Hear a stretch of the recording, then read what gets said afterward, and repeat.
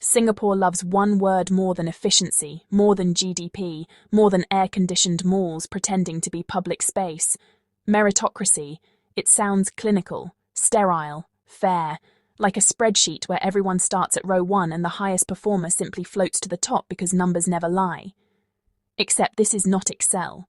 This is a city-state where capital compounds faster than human effort, where assets outperform labour every single year, and where being born 10 years earlier or to the right parents quietly determines the entire game.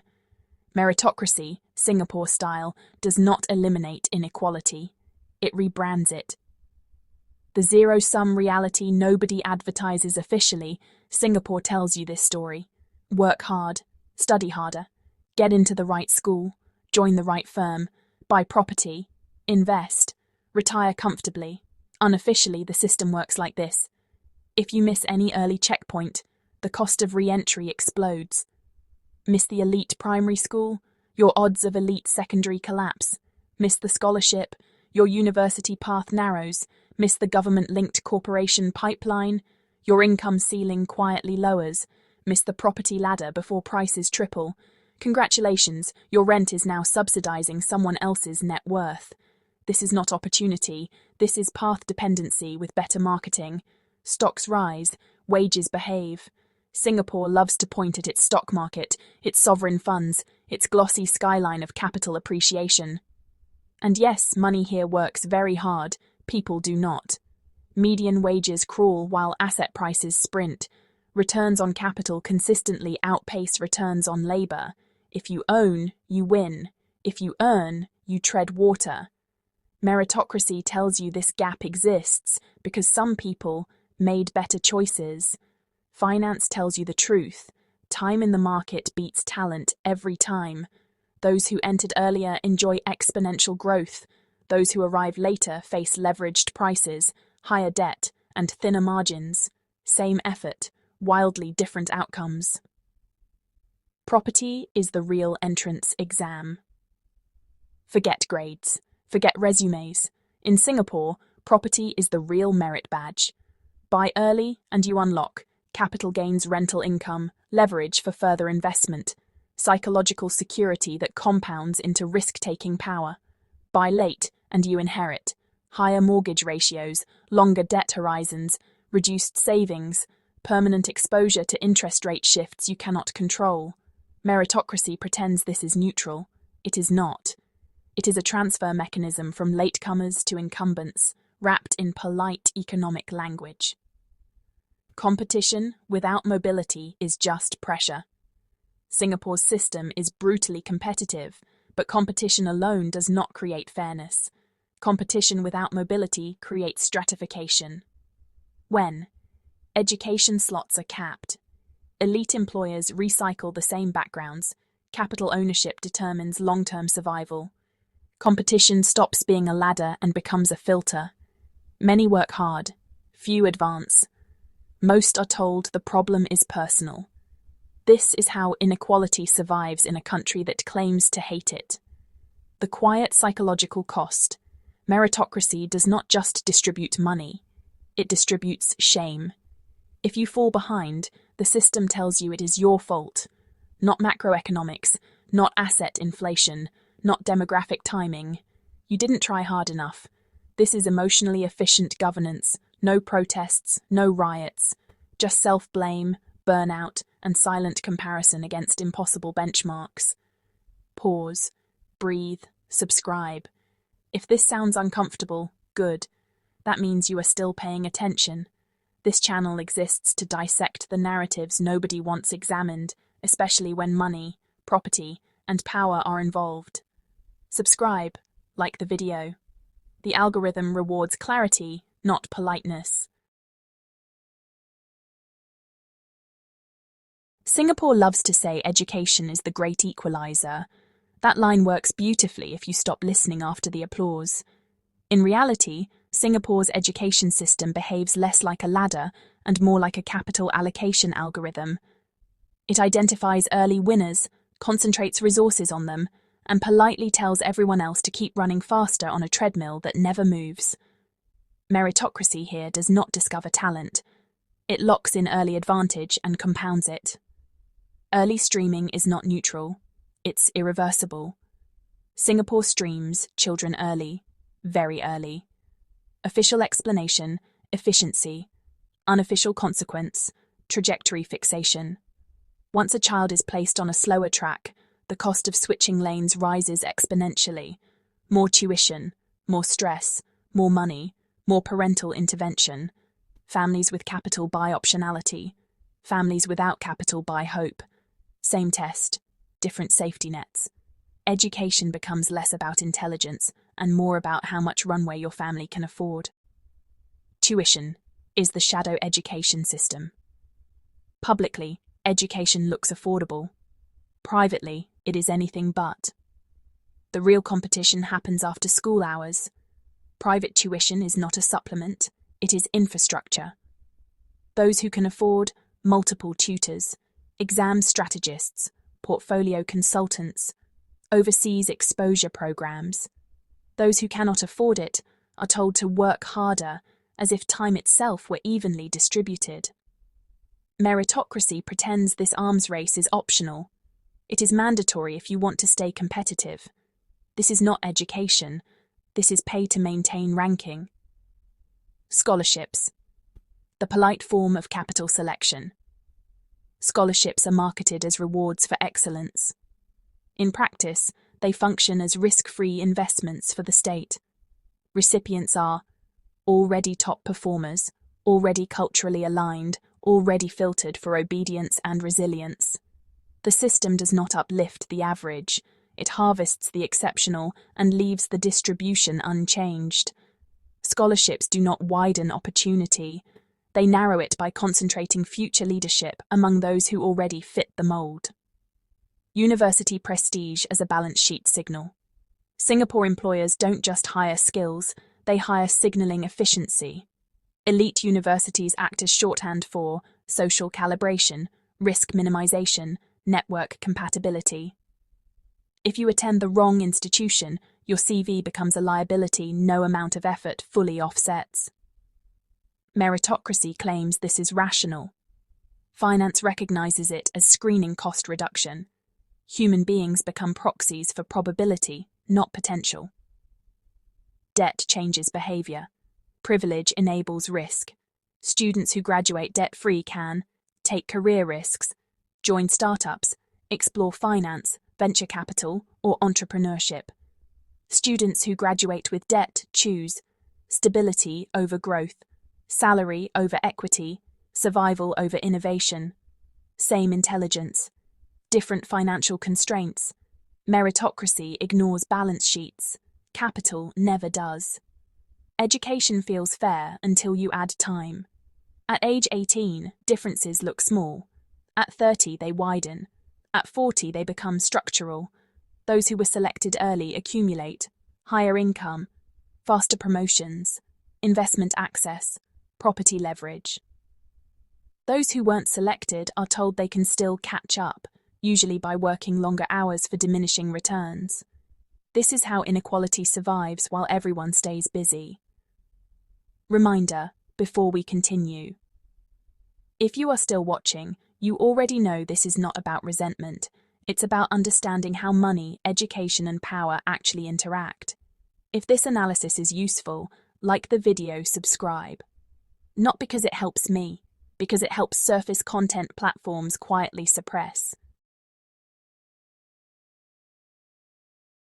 Singapore claims its labour market is ruthlessly efficient. It is, just not in the way you were promised. The system does not ask who is best. It asks who already passed our filters. Once you understand this, a lot of career outcomes suddenly stop looking mysterious. The pipeline is the job market. In theory, Singapore is open and competitive. In practice, most high-paying careers are pre-filled long before the job posting appears. Government-linked companies, finance, consulting, policy-adjacent roles. These positions circulate within a narrow loop. Same universities, same scholarships, same internships, same networks. By the time an outsider applies, the decision has already been made. The interview exists to satisfy procedure, not possibility. Meritocracy loves to call this fit. Finance calls it risk containment. Government-linked companies, safe capital, safe people. GLCs are the backbone of Singapore's economic narrative. They are also the safest employers for the state. Who gets in? Predictable performers, credential-heavy candidates, individuals trained not to disrupt the system. This is not accidental. GLCs do not want innovation that threatens stability. They want competence without deviation. Meritocracy sells this as excellence. It is actually institutional self-preservation. Finance jobs are not about intelligence. Singapore markets itself as a global financial hub. True. What it doesn't advertise is that finance hiring is less about raw ability and more about social calibration. The right accent, the right internship, the right recommendation, the right comfort with unspoken rules. Brilliant outsiders struggle, average insiders glide, not because they work harder, but because they are legible to power. Meritocracy pretends finance rewards the smartest. Markets reward those who look least likely to cause friction. Mid-career entry is a fantasy Singapore loves youth, not because young people are cheaper, because they are easier to mould. Mid-career professionals face a wall, overqualified, not the right background, not a culture fit. Translation: you didn't come through the approved channels. Meritocracy offers no re-entry ramps. If you miss the early train, the next one is theoretical. This is why career stagnation feels personal, but is structural. Entrepreneurship is not the escape hatch. You think, official narrative, start a business, innovate, disrupt.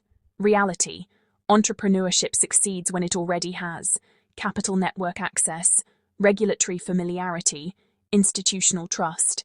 Those advantages correlate suspiciously well with people who already won the meritocracy lottery. Everyone else gets hustle culture and motivational posters. Meritocracy says failure builds character. Capital says failure builds debt. Wages are flat because bargaining power is missing. Singapore's workforce is disciplined, compliant, and replaceable. This keeps wages competitive. In other words, labour absorbs inflation, capital preserves margins, productivity gains flow upward. Meritocracy reframes this as efficiency. It is actually asymmetric negotiation power, enforced quietly and politely. Everyone is competing, few are advancing. The cruel genius of the system is this: it keeps everyone busy, studying, upskilling, networking, optimizing LinkedIn profiles. Movement is minimal, but effort is constant. Meritocracy doesn't need to stop people from rising. It only needs to slow them enough that inequality feels earned. Pause, reflect, click. If this chapter feels uncomfortable, good. That's what structural analysis does when it collides with personal experience. If this content is doing what most commentary refuses to do, like the video, subscribe not for motivation, for clarity. Up to this point, meritocracy at least pretends to be about effort. Then housing prices show up. Then interest rates move. Then asset holders wake up richer without lifting a finger, while salaried workers calculate how many years of life they just lost to rent. This is the chapter Singapore never puts in its national branding deck. The moment assets enter, merit becomes decorative. Meritocracy assumes a level playing field. Capital does not. Once you introduce property ownership, equity markets, leverage, preferential credit access, effort stops being the primary driver of outcomes. Timing does. Buying property in 2005 versus 2015 versus 2025 produces radically different life trajectories, even with identical salaries and discipline. Meritocracy says, work hard and you'll get there. Capital replies, you should have arrived earlier. Housing is not shelter, it is a wealth engine. In Singapore, housing is framed as social policy. In practice, it functions as a forced savings scheme, a leverage accelerator, a generational wealth transfer device. Those who bought early gained, capital appreciation, rental income, collateral for further investment. Those who buy late inherit. Higher debt ratios, longer repayment horizons, exposure to macro shocks they did not cause, meritocracy claims, neutrality. Housing markets do not care about fairness. Asset inflation punishes late effort. Here is the quiet cruelty. The harder latecomers work, the more they stabilize the system that excludes them. Their rent funds someone else's mortgage. Their consumption props asset prices. Their taxes maintain infrastructure they cannot fully access. Meritocracy reframes this as participation. Finance recognizes it as downstream dependency. You are productive, just not for yourself. Stocks reward patience. You were never allowed to have long-term investing only works if you have surplus capital. Early winners invest earlier.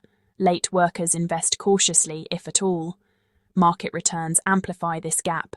Compounding favors early entry. Volatility punishes those who need liquidity. Risk tolerance correlates with financial security. Meritocracy pretends everyone has the same investment options. Balance sheets reveal otherwise. Debt is the anti-merit debt, changes behavior more effectively than ideology. Those with low debt take risks, invest, negotiate. Those with high debt obey, endure. Avoid instability. Meritocracy tells debt holders to be patient. Interest rates are not patient. This is how financial pressure enforces social discipline without police or propaganda. Intergenerational advantage is the final taboo. The system hates discussing this because once you acknowledge it, meritocracy collapses entirely. Parents transfer, housing equity tuition support, network access, down payment assistance. Children inherit not just money, but margin for error. Meritocracy does not measure margin for error. Capital does. 2 people can fail the same number of times. Only one recovers. The lie that keeps everything running. Singapore's most effective myth is not opportunity. It is just enough mobility. A few visible success stories. Enough movement to prevent rebellion. Enough hope to keep effort flowing upward. Meritocracy does not eliminate inequality. It optimizes it for stability. Before we finish this series, if you've reached Chapter 4, you already know this is not about hating success. It's about understanding why effort alone no longer moves the needle, and why so many feel stuck while doing everything right. If this analysis cuts through the noise, like the video, subscribe. The algorithm favors comfort. This channel favors accuracy.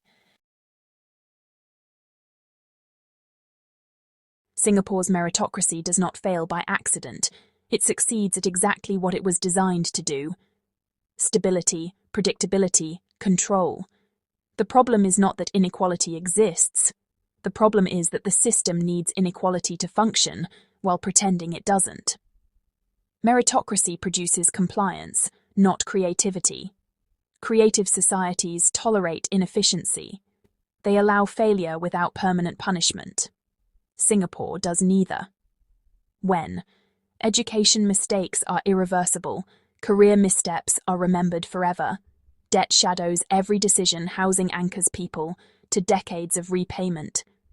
People stop experimenting, they optimize behavior, they follow rules, they avoid risk. Meritocracy rewards those who do not deviate. Innovation requires deviation. This is why so much innovation here looks suspiciously like safe replication. Fear is the hidden incentive structure. The system does not motivate through inspiration. It motivates through fear of falling. Fall behind in school, and it's permanent. Fall behind in property, and it's generational. Fall behind in career, and you are politely invisible. Fear keeps people productive. Fear keeps wages contained. Fear keeps dissent quiet. Meritocracy claims people are driven by ambition. They are driven by avoidance of loss. Finance understands this very well. Inequality becomes invisible when everyone is busy. The genius of the system is not repression, it is exhaustion. People are upskilling, recertifying, optimizing networking, comparing, stress managing. Everyone is running. Few are moving. Inequality does not explode. It calcifies. By the time people notice, the gap is no longer bridgeable. The cost. Nobody wants to count. What does Singapore lose? Fewer entrepreneurs willing to risk failure. Fewer artists who can afford uncertainty. Fewer dissenters who challenge consensus. Fewer second acts in life. Talent exists. Opportunity does not circulate. Meritocracy keeps recycling the same winners and calling it efficiency. The final uncomfortable truth. Singapore's meritocracy does not ask, how do we lift everyone? It asks, how do we maintain order while rewarding productivity?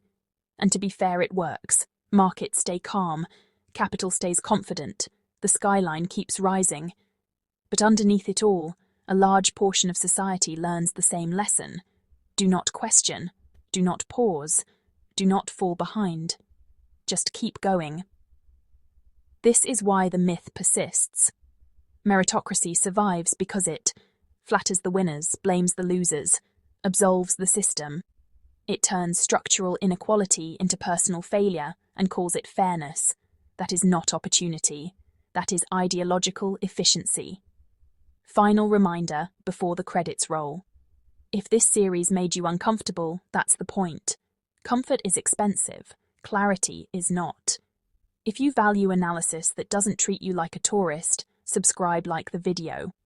Not because it helps the channel, because it helps push back against narratives that only benefit those already ahead.